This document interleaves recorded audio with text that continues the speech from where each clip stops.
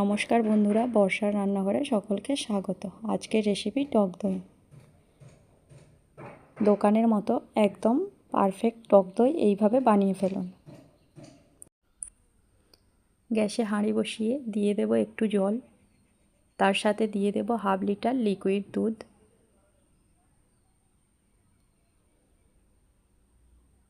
দুধটা দেওয়া হয়ে গিয়েছে, ভালো করে ফুটিয়ে নেব।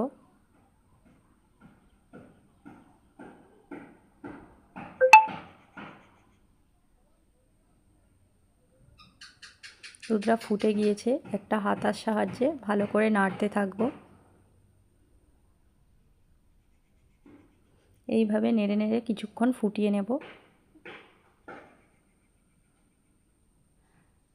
দুধটা বেশি কমিয়ে নেব না, বেশি কমানোর দরকার নেই।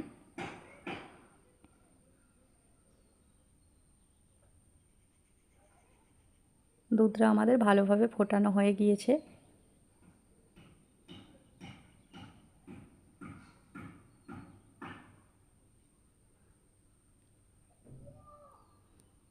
গ্যাস অফ করে নামিয়ে নেব। নামিয়ে কিছুক্ষণ ঠান্ডা করে নেব। এখানে 3টে মাটির ভাঁড় নিয়ে নিয়েছি। ভাঁড়গুলো শুকনো কাপড় দিয়ে ভালো করে পরিষ্কার করে মুছে নেব।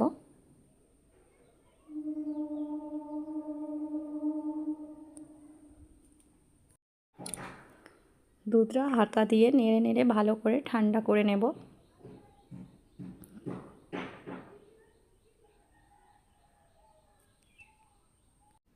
দুধটা আরও একটু ঠান্ডা হতে বাকি, অন্যদিকে ঠান্ডা হোক।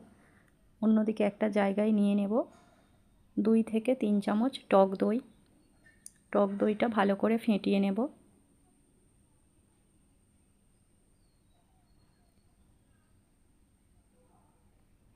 দইটা ভালোভাবে ফেটানো হয়ে গিয়েছে, রেখে দেব।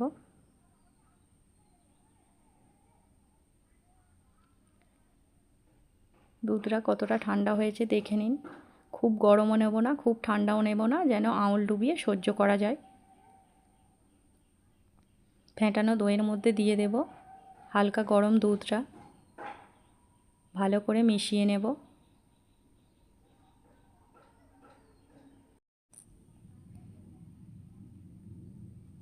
এইভাবে কিছুক্ষণ হাতার সাহায্যে ভালো করে মিশিয়ে নেব।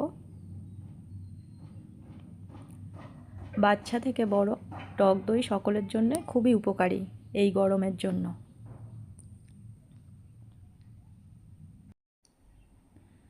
একটা অন্য জায়গায় ঢেলে নেব যাতে ভাঁড়গুলোই ঢালতে সুবিধা হয়।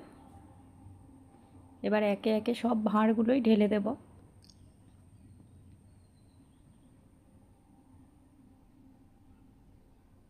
তিনটে ভাঁড়ে দিয়ে দিয়েছি। দিয়ে দেব একটা কাঁচের বাটিতে। আপনারা চাইলে স্টিলের যে কোনো জায়গায় বসাতে পারেন। এখানে আমি একটা বড় গামলা নিয়ে নিয়েছি, তাতে ভাঁড়গুলো দিয়ে দেব। দিয়ে দেব কাঁচের বাটি, সব ভালো করে বসিয়ে দেব। একটা স্টিলের থালা চাপা দিয়ে দেব, দিয়ে ওর ওপরে তোয়ালে চাপা দিয়ে দেব। ওইটাকে আর নাড়াবো না, এইভাবে 8 ঘন্টা চাপা দিয়ে রেখে দেব।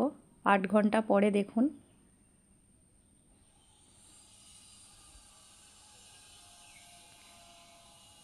দইটা কত সুন্দর সেট হয়ে গিয়েছে।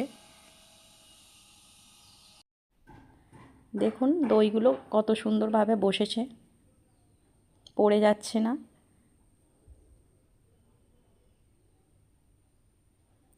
একটা কেটে দেখিয়েও দিচ্ছি। এইভাবে টক দই বানালে আর দোকান থেকে কিনে খেতে হবে না। দোকানের থেকেও আরও বেশি ভালো স্বাদ। রেসিপিটা যদি ভালো লেগে থাকে লাইক, কমেন্ট, শেয়ার করবেন ও সাবস্ক্রাইব করে পাশে থাকার অনুরোধ রইল। সকলকে ধন্যবাদ।